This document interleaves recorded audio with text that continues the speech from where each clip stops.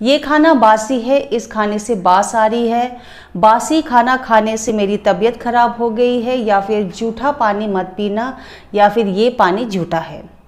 हिंदी के ऐसे कई सारे सेंटेंसेस हैं जो हम रोज़ाना कई बार बोलते हैं, लेकिन क्योंकि इसकी इंग्लिश ट्रांसलेशन हमें नहीं आती है तो हम इस टाइप के सेंटेंसेस को बोलने से हिचकिचाते हैं या फिर हम बोलते ही नहीं हैं।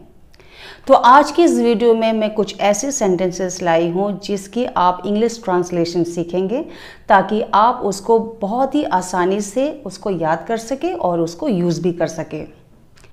जैसे कि आप सभी को पता होगा थंबनेल देख के ही कि आज का जो टॉपिक है वो रिलेटेड है on the topic of food. तो आज हम फूड के बारे में बात करेंगे और in future also I will try to make videos on a particular topic. अगर आपके पास कोई सजेशन है कि what type of video should I make on which topic, you can always drop your suggestion in the comment section. So hello guys, my name is Bina Koranga and you are watching Cognitive English. So without wasting time, let's start the video.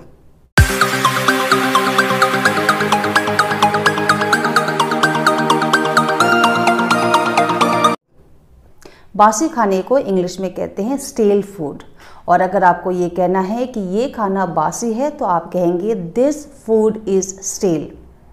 अगर आपको कहना है कि ये खाना बासी हो रहा है तो आप कहेंगे this food is going stale. तो जहाँ भी बासी है तो you will use the word stale. ऐसे ही कुछ और एग्जाम्पल्स देखते हैं।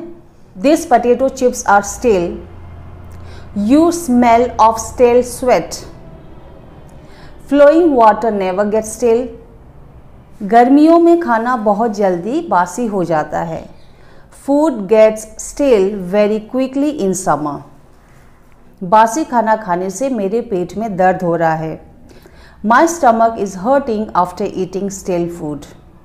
ये जो वर्ड स्टेल है इसको आप और तरीके से भी इंग्लिश में यूज कर सकते हैं, जैसे कि कंपनी ने उसके पुराने विचार को अस्वीकार कर दिया।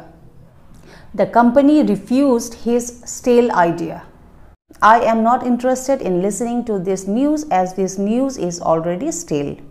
मुझे ये खबर सुनने में बिल्कुल भी दिलचस्पी नहीं है क्योंकि ये खबर पहले से ही पुरानी है। तो आपने देखा ये जो वर्ड स्टेल है इसको आप और तरीके से भी यूज़ कर सकते हैं। Now let's move on to another one.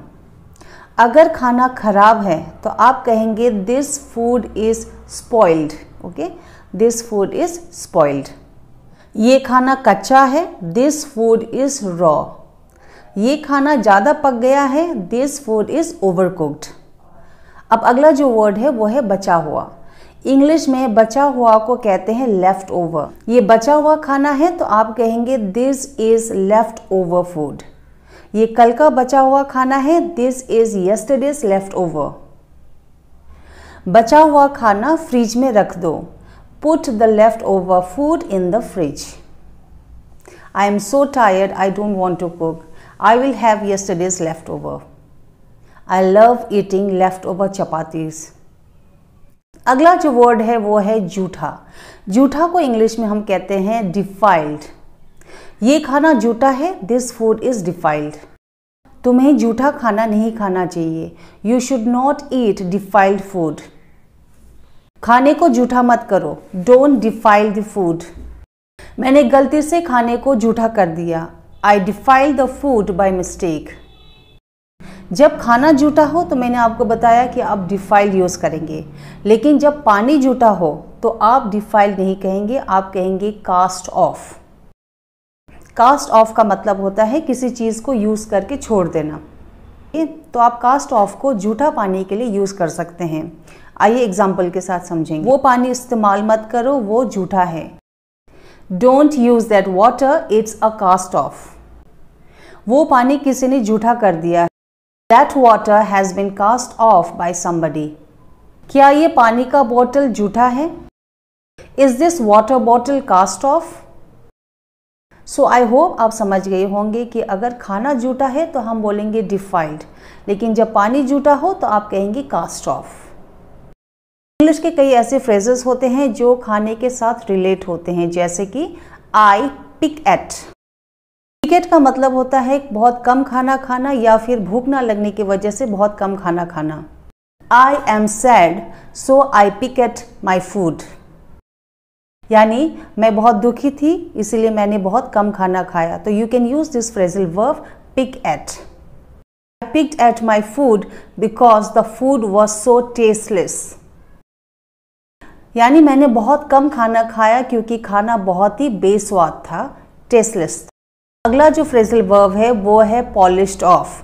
Polished of का मतलब है to eat up all your food, यानी पूरा खाना सफा चट कर देना। The food was so delicious that I polished off. I don't like to waste my food, so I generally polished off my food। यानी मुझे खाना बर्बाद करना बिल्कुल पसंद नहीं है, इसलिए मैं सारा खाना सफा चट कर लेती हूँ या फिर पूरा खाना खा लेती हूँ। When children are served with their favorite food, they normally polished off all their foods। So guys, with this we have come to the end of this video। I hope आपको वीडियो पसंद आया होगा। आज आपने कई सारे ऐसे translation सीखे, कई ऐसे वर्ड सीखे जो आप रोज़ अपने डेली लाइफ में इम्प्लीमेंट या यूज़ कर सकते हैं। अगर आप मेरे चैनल पर नए आए हैं तो ऐसे ही इंटरेस्टिंग वीडियोस देखने के लिए do subscribe my channel. If you have any suggestion please drop in the comment section. Till the next video, stay home, stay safe.